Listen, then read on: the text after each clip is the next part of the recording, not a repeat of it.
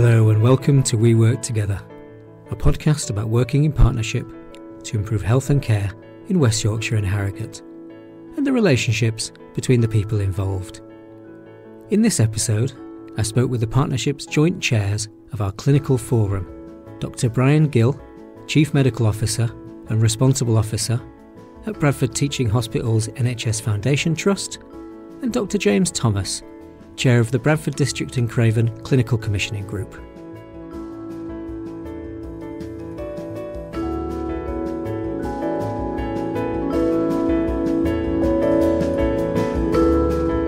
Bryan, can I start with you? What is the West Yorkshire and Harrogate Clinical Forum's role, and where does it add value? For me, the Clinical Forum was formed a number of years ago, and it's important to understand the history because it's very much linked to how we've developed as a partnership across West Yorkshire and Harrogate. One of the most critical parts of that partnership were to make sure that the clinical community came together to think about the challenges that we faced in serving the population. And when we first set out, we used it as an opportunity for different parts of that partnership to come to meet a group of clinicians from across the primary care, secondary care, and ambulance services, community services, to really explore some of the challenges and where they touch the different parts of the system. And in parallel to that, as we developed from a sustainability partnership to an integrated care system, we recognised the greater importance of the role of a clinical body in advising, challenging, supporting the direction of travel around the objectives for the ICS. And James and I took over as co-chair in April 2020, right in the middle of the COVID pandemic.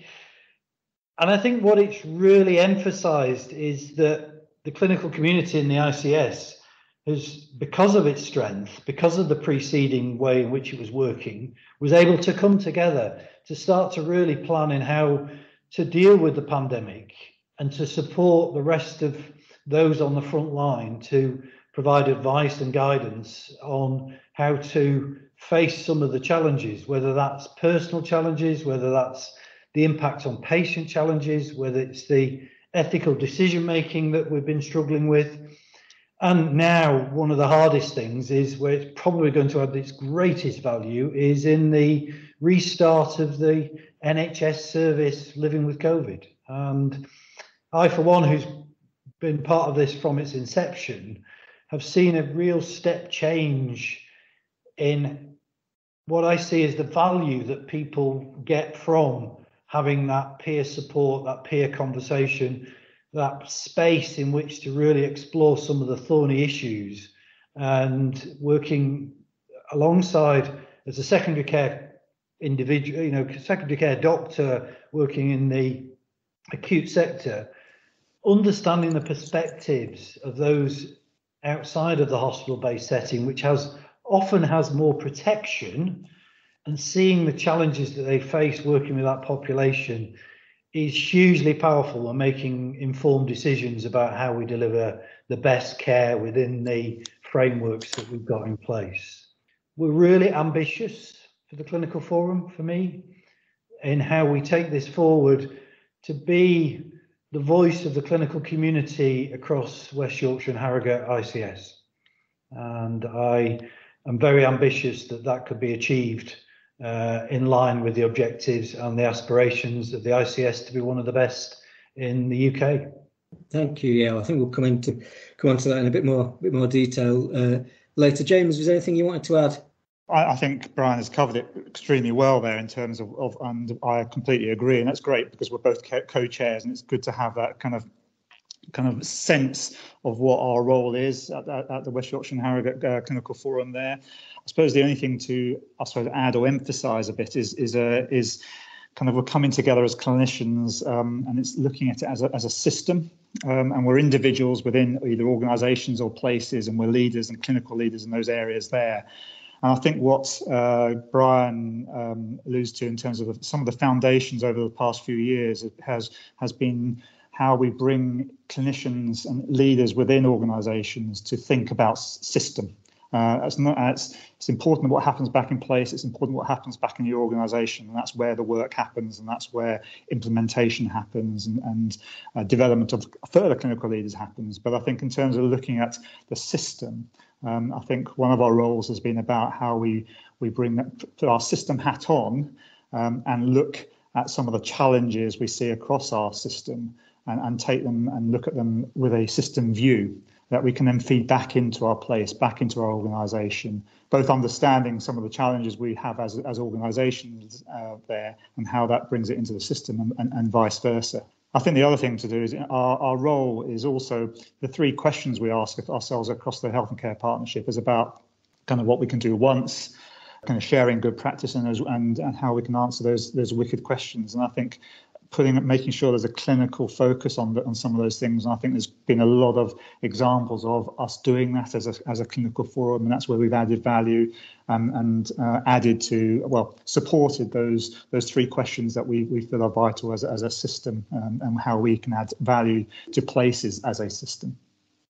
Following on from that exact point in that case, what developments are coming out of the clinical forum? I think over the years, an immense amount has come through the clinical forum there. But I think over the last 5 months, in terms of with the COVID crisis and managing, I think a huge amount has come through. I think we were really on it, I think, early on as a clinical forum. I think we recognised some of the immediate challenges as a clinical forum. I think Bryan's already mentioned about the ethical issues that we initially thought about. And as a result of that, came out with, did some great work looking at some ethical principles that we can share and abide by across our partnership there. And not only our partnership, in fact, we've taken some of those principles and shared them across other ICSs and other people have benefited from that. So that's come out of some of the work there. And it's also highlighted some other gaps that we've got across the system and in terms of supporting clinicians with difficult consultations and conversations there. And recently some work's come out from Dr. Humphreys and Dr. Sixsmith about supporting people with having those difficult conversations. So a lot of work has come through that just from one thing early on. And that was initially about escalation of care within the immediate crisis of COVID there. But obviously, as Bryan was talking about, one of the other things now we're going to be looking at is prioritisation of clinical care as we go into the reset. And potentially we may need to think about how we use those principles there. So that's been one thing. And the other areas we've been looking at is in terms of our approach to kind of capturing and kind of sustaining the learning and innovation that's been happening within COVID. And we've been working with Joe Farn and the OD team across West Yorkshire and Harrogate and looking at that and looking at the rapid insights that we're going to be discussing again within the clinical forum there. The other thing is about recognising the kind of the impact of COVID on our staff and how the impact it would have on us initially in terms of fatigue, the worry of whether we had the right PPE, how we managed people with COVID there. But I think it goes much further than that. And I think we recognise that early on that it's the mental health, the well-being of our staff as we come out of the initial phases of COVID there and the impact that has on our staff there. So again, along with colleagues and workforce, along with Joe Farn as well, again, looking at offers of support to our staff and looking at that. So I think initially in the COVID phase, initial COVID phase, there's an immense amount we did just in those first few weeks and months actually there. And as a result, we realised we needed to be agile and be able to act quickly. So we went from a kind of what was a kind of once a month meeting as a clinical leadership at West Yorkshire and Harrogate to kind of developing a steering group that kind of met weekly in order to be able to be agile, in order to be able to get things prepared for the bigger clinical forum, so we could move on things and get things going. And I think we've seen a lot of that, especially over the last 5 months. But there was an immense amount of work happening before that as well.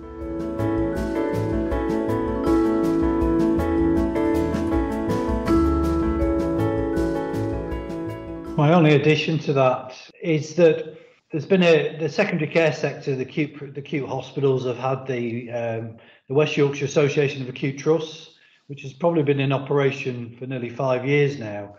And what I've found is, I think that relationship between the system clinical community and the acute provider clinical community, it has been hugely influential in us all supporting each other, going at the same pace in trying to live and work and support that mutual aid across during the pandemic. And I don't think you can underestimate that, whether that's on a personal level, at our level as system leaders, or whether that's down supporting the front line, which we have to do on a regular basis. Knowing that others are in a similar position, knowing that others are trying things out and are trying different ways of working is a very positive position to be in as a system when you think you're on your own. And I don't think we should underestimate the developments the Clinical Forum have had, meeting weekly with people who are facing the same sorts of pressures of trying to manage one of the most extraordinary situations you could possibly imagine, and feeling like you've got a level of support, if only it's to weep together on how challenging it is. It's hugely, important to your own personal resilience, and everybody around that table, I think, has benefited from that, being able to share their thoughts and where we're at and what we're doing in their own way. And I've certainly found that on a personal level extremely beneficial when trying to support my own organisation. Thank you, Bryan. Yeah, that's some lovely stuff there. I think we've touched on this next question, which initially was, what are your reflections on the Clinical Forum in the past 12 months? What are some of your reflections on the Clinical Forum about how it's developed over the past, let's say, 2 years? Back in December 2019, I think it was December 2019, we had a time out in which a representation from the Clinical Forum who were available got together for a day to just think about what was our vision, what was our purpose, how did we fit into the system going forward. I think it probably reminded us that there was a danger that if we weren't embedded in the architecture of decision making for future commissioning intentions, population decision making, dealing with some of our overall objectives, strategic objectives for the ICS, if we weren't closely aligned to those, we could sit in a separate room or in a parallel universe, and the value of the Clinical Forum would diminish. Now, the pandemic probably helped us because it brought it back to, this is about clinical care. But it could be, if we don't get it right going forward, it could be the case that we'll end up in that parallel universe. Now, James and I are determined to make sure that that doesn't happen.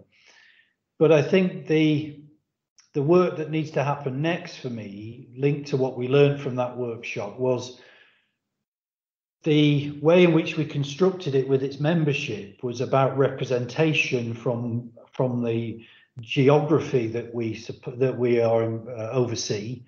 It probably needs to shift towards representation from the impact on patients rather than just from the geography from which people came, so that it starts to think more about how do we improve the population, whether I'm a pharmacist, whether I'm a clinical chair, or whether I'm a medical director, not from my respective organisation, but more, and where I live or where I work, but more, how am I going to do this everywhere?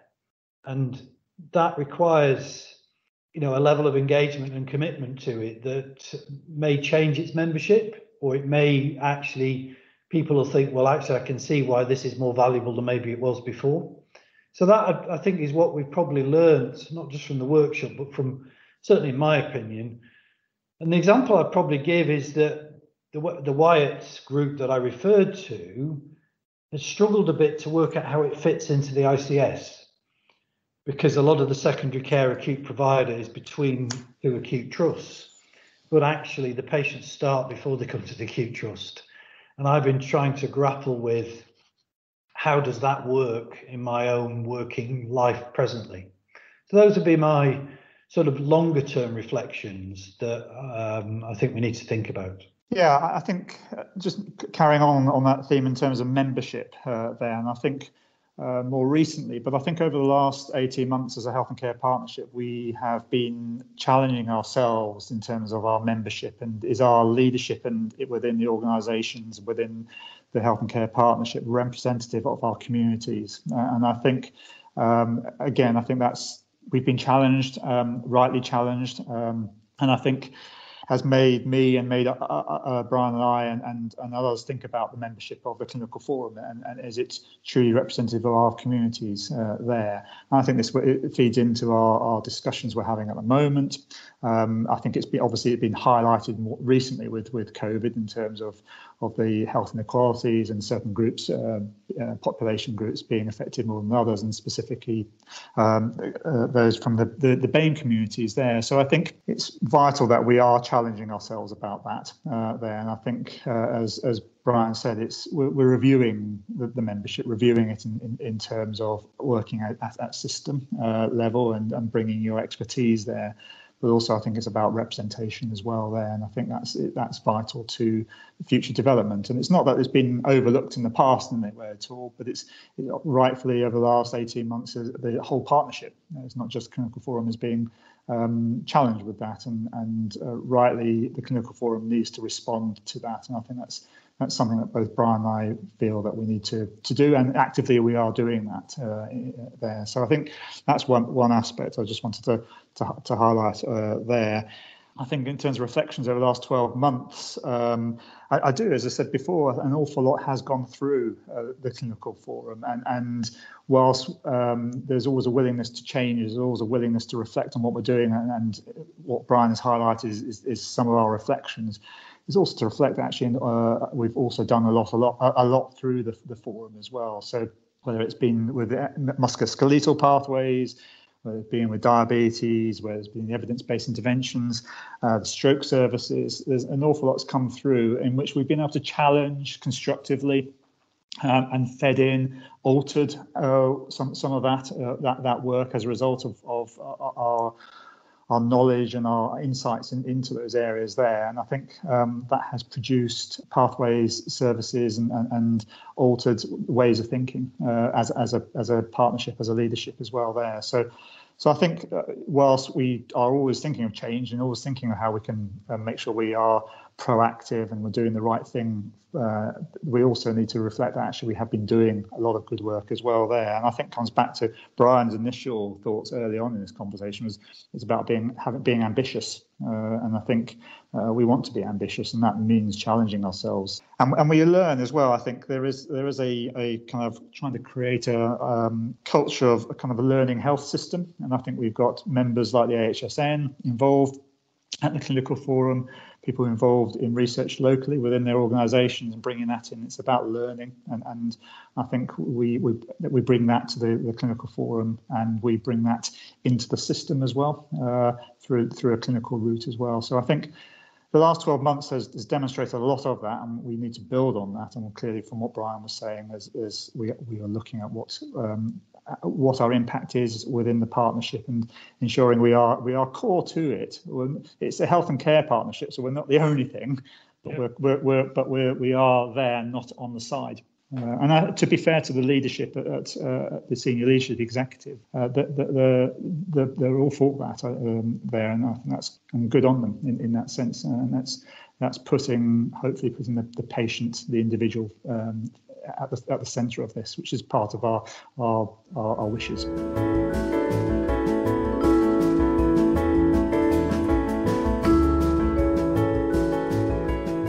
You've obviously achieved a lot, and you mentioned ambition there. What are the opportunities, James, for the Clinical Forum in the future? We need to capture what's been going on at the moment. There's a lot of good stuff that's been happening at the moment, as Bryan has mentioned, we've mentioned previously there through COVID. So we need to build on some of that and be ambitious. Some of it may be hard actually to continue, but actually it might be the right thing to be doing. there. So I do come back to being ambitious is really vital for us as a clinical forum. If we're not, who else is going to really push that there? I think it's both being ambitious for our populations and individuals in those populations, as Bryan mentioned, but also our staff as well. We need to take them with us there. We can't be doing this again on the side and gold standard this, but actually it's not taking those who may be doing it and doing it with our populations there. So I think it is about our staff and our populations there. I've already mentioned kind of in terms of opportunities. I think there is a big opportunity at the moment in terms of looking at certain population groups, making sure we are representative of our communities, as I previously mentioned there, and I think we need to grab that and go with it there. I think linked in with that and has demonstrated again over COVID, it's more focused the attention rather than its news is obviously about the health inequalities, and we've seen that come through the clinical forum because health inequalities is all our business.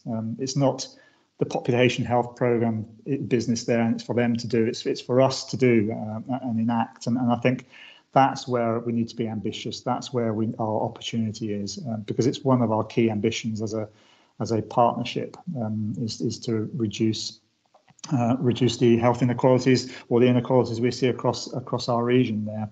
And part of our role as clinical forum should be looking at that, and therefore bringing and shining a light on that and looking through a lens of health inequalities as we start to look at taking this forward there. So I think those are a couple of things. I'll let Bryan, whether he wants to add other things. There are other things, plenty of other things we need to be doing. I think I would agree, James. I think one of the real opportunities for me is to be honest about the variation in the care that we deliver and provide. At all levels, there's too much variation. There's too much confusion for the public about where to get the package of care that's appropriate for their needs. It's not consistent enough, whether that's in a hospital sector, whether that's in the primary care sector, whether it's in community. And there is waste, there's inefficiency. The public can be very confused. The patients can often be very confused. There's often duplication. Our systems don't talk to each other.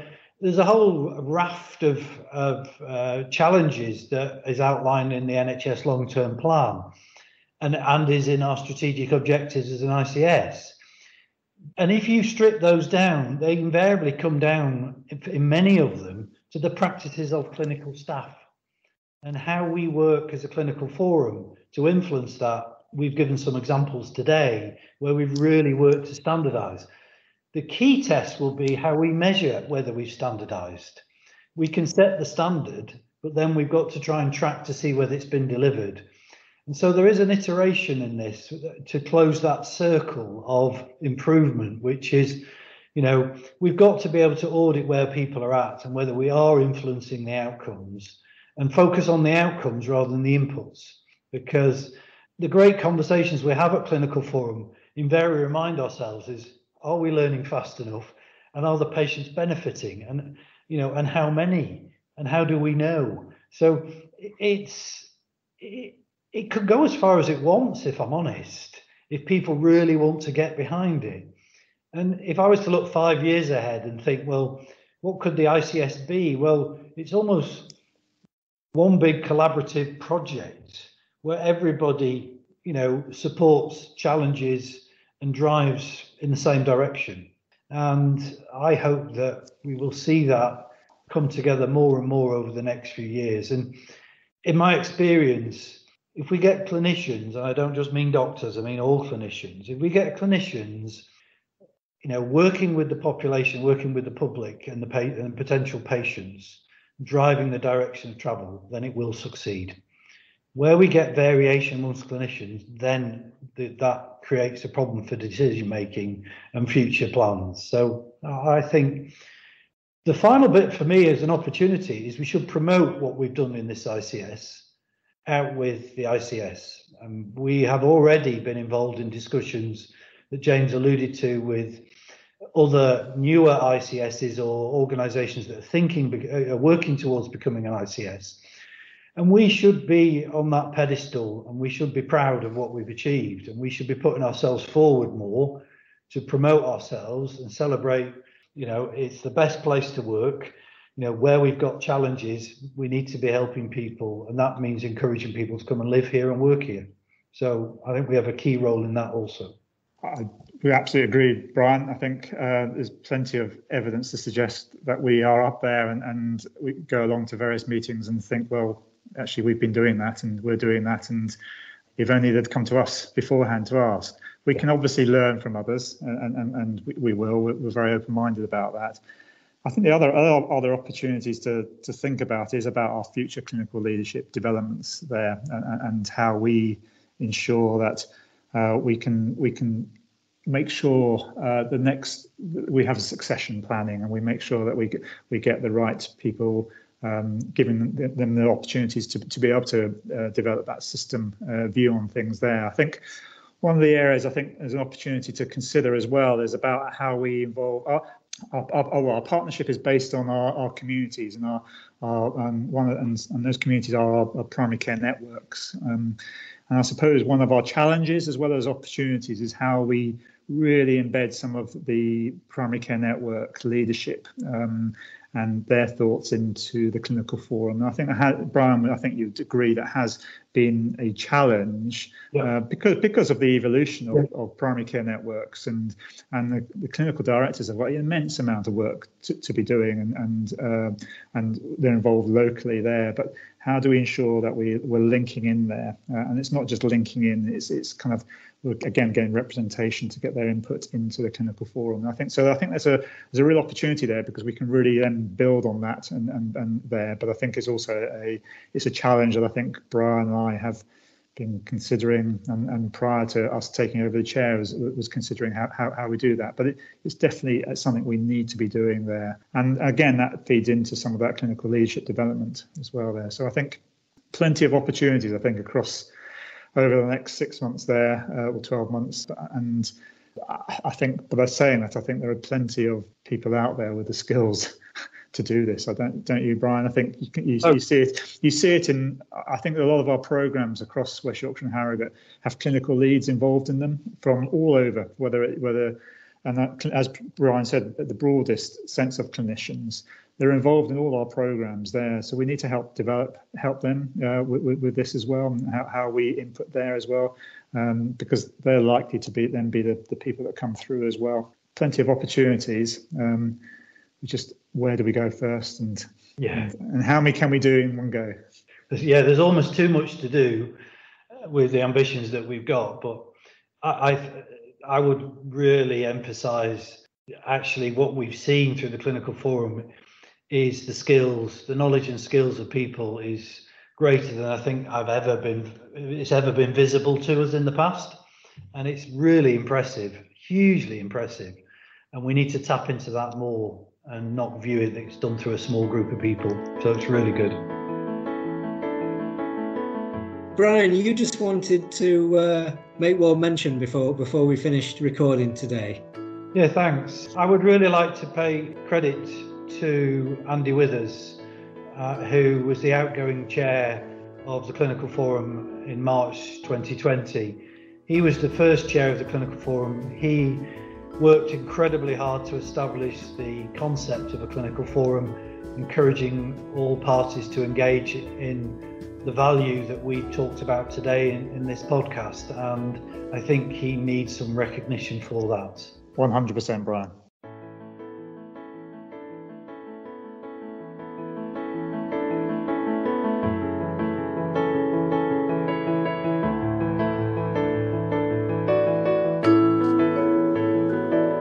You've been listening to the We Work Together podcast. Thanks to Brian and James, and thank you for listening. Join us again next time, when we'll be joined by more people who work together to improve health and care in West Yorkshire and Harrogate.